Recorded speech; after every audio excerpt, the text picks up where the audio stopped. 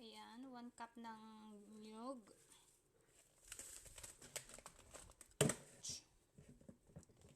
Tapos tapon natin dito.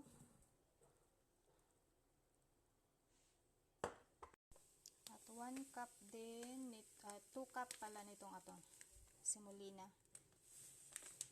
So yung parang tik-tik ng mais. So, yan, 2 cup.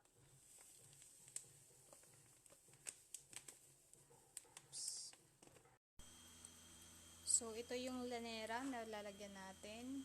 Pahiran lang ng kunting mantika at lagyan nitong tahiniya. Ito yung parang peanut butter. Para hindi masunog ang ating cake at masarap yung ilalim niya. Ito. Hello guys! Welcome to my vlog. Gawa tayo ng semolina cake.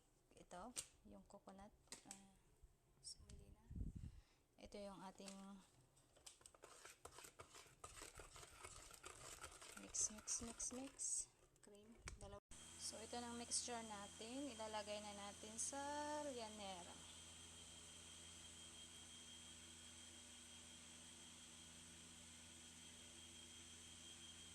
So ready na.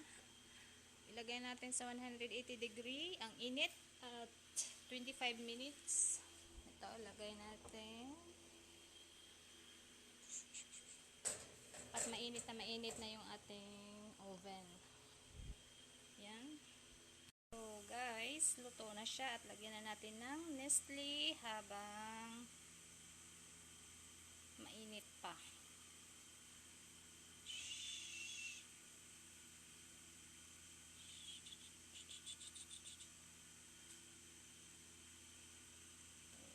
Ang ating finished product. Naka-slice na rin siya kasi may slicer na yung ating llanera. So, done na maglagay tayo ng Nestle at lagyan na natin ang kanyang slicer para kusa siyang ma-slice.